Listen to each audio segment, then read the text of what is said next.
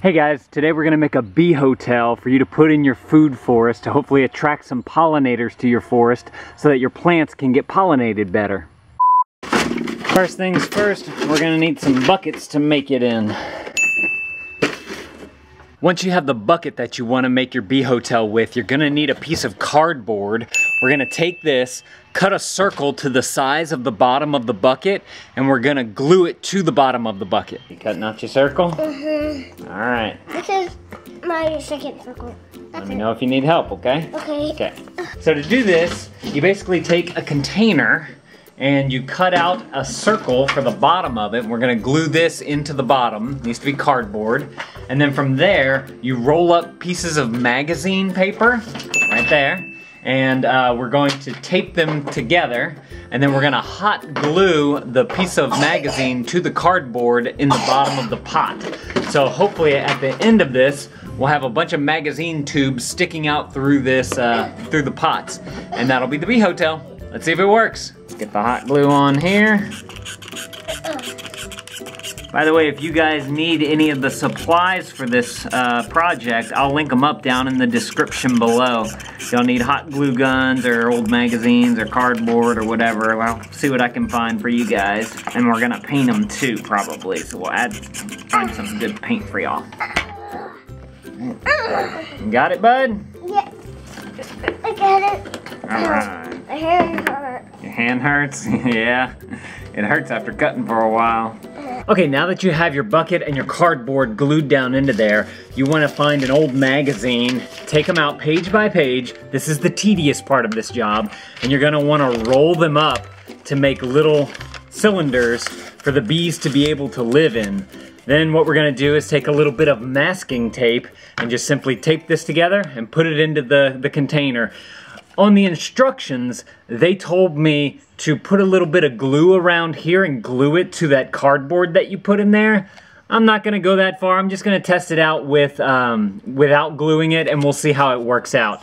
But basically, get the whole thing filled up. You want these to be pretty small because what's gonna happen is the bees are gonna fly into there, and then eventually they use something. I don't know exactly how it works, but they use something that kind of coat it over so that it encloses the whole thing there, and then that particular cylindrical thing is finished, and then they'll move on to the next one. And for some reason that hopefully attracts the bees to your garden. Like I showed you at the beginning, we're testing it out. Hopefully it works.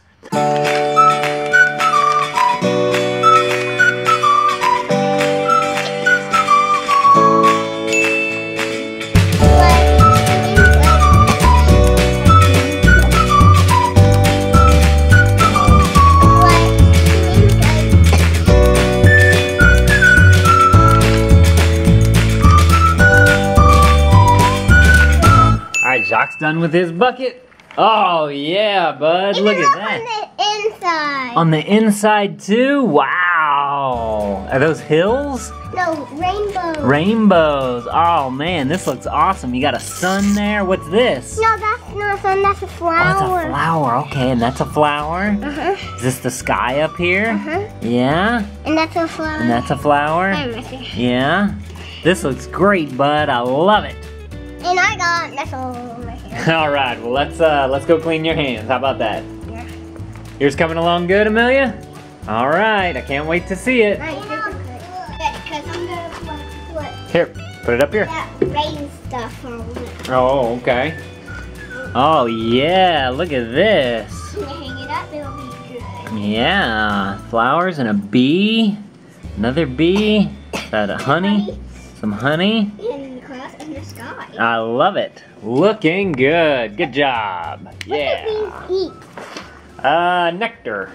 So there are a bunch of different ways to make bee hotels. We chose this way because it was the cheapest and we already had all the supplies on hand, so we didn't have to go out and buy anything. But here are a few other examples of different ways that you can do this. Here's one with a coffee mug, and then they just put little pieces of bamboo all inside there. One problem with this issue is that I think the sticks need to be longer than the size of a coffee mug. They should be about the size of a piece of rolled up paper. Here's another example. If you have a giant log that's kind of just decaying, you can drill some holes into it and then the bees will come and occupy the holes. If you do have access to a ton of small pieces of bamboo, you can get some bamboo and just kind of bundle them up, and that's a bee hotel right there. It looks like they simply put a rubber band around that. Another thing you can do is you can buy garden border that's made out of bamboo. I'll link it up down in the description below, and you can just take that and roll it up and then wrap something around it to keep it all together, and that's a very simple bee hotel that you can make. That's what I'm talking about right there. It's just a garden border made out of bamboo. Roll it up, put something around it, and you got a bee hotel. Simple. Oh, there it is.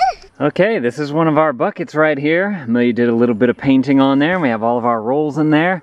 I'm gonna take this and put it right into this tree here. This is just a good little cavity to be able to hold this thing, and hopefully it stays in there throughout windy weather, and hopefully it doesn't get knocked out just like that one just fell out. Now, one thing that you might wanna do is think about beforehand how you wanna hang this or where you wanna place it in your garden, because you may wanna put a string so you can tie it to something, or maybe put some magnets on it, glue some little neodymium magnets to it if you have something metal. Just try to think of different ways that you can place the bee hotel in your garden. I'm probably gonna make a few more of these and put them around the garden. Hopefully they attract some bees.